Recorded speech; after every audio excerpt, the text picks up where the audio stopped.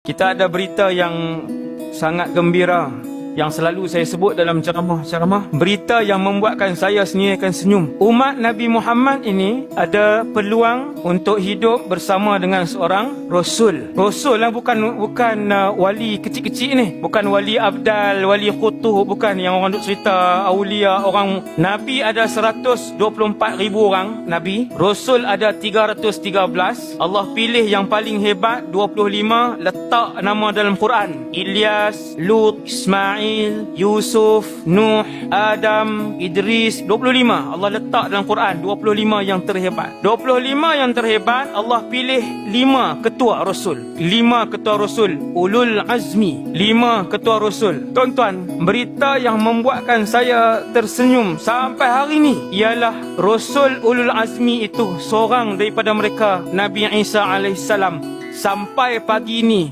masih hidup di langit dan akan turun satu hari nanti. Tak perasan? Subhanallah. Dia hidup turun 5 minit, Ustaz. Bukan. 40 tahun. Roh dia kok, Ustaz? Bukan roh. Bukan roh. Roh dan badan. Maksudnya kalau Nabi Isa satu hari nanti mai kuliah di masjid, maka dia akan duduk di meja ni, duduk sebegini. Contoh.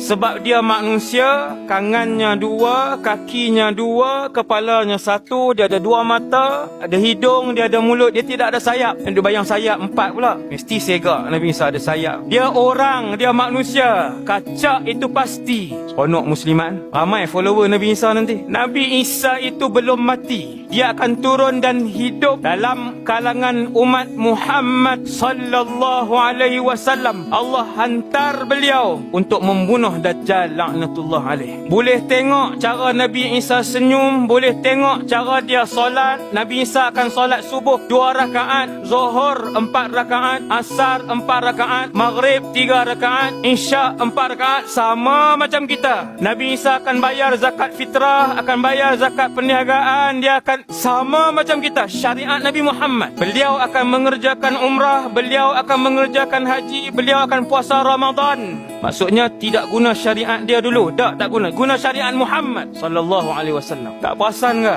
Masya-Allah. Tuan-tuan boleh tengok macam mana dia bangun, macam mana dia duduk, macam mana dia masukkan makanan, macam mana dia istighfar. Alaihi salam Isa. Tak seronok lagi. Tuan-tuan dengar Nabi Isa di Mekah, di Syria. Contoh, takkan kita nak duduk di sini? Takkan kita nak benakkan diri kita duduk main PUBG lagi? Nak benakkan diri kita galik main Mobile Legend lagi? Macam main je, Ustaz. Saya pun tak pernah buka game. Saya pun tak tahu orang sebut.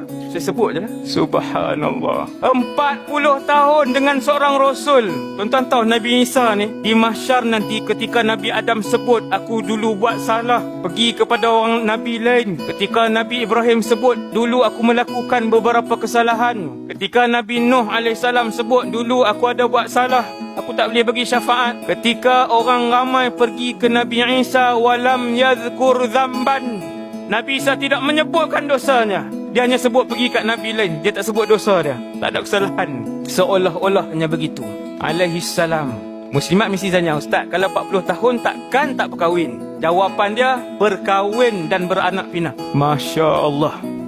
Ketika Nabi Isa turun 40 tahun itu, dah bunuh Dajjal, dah mati Ya'juj wa Ma'juj, kita akan hidup dalam suasana yang aman. Makanan pun percuma ataupun tak mahal, minuman tak mahal, rumah tak mahal, semua dalam keadaan yang rahmat, penuh dengan kerahmatan. Tiada lagi yang mencuri, tiada lagi pemimpin yang zalim, yang kaut duit kepada mereka sahaja dalam dunia ni, seluruh dunia ni. Dunia menjadi aman, tak ada pencuri akan masuk ke dalam rumah. Ketika Isa alaihissalam mentadbir muka bumi Allah, ular kita pegang macam tu je, tidak berbisa. Harimau dan singa berkeliaran, tidak berbisa, yang tu tidak ganas. Kerana itu adalah zaman kemuncak rahmat dan keberkatan Allah di atas muka bumi ni.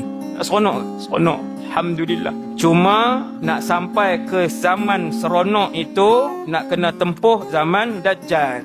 Yang tu yang takut. Nak tempuh zaman Dajjal.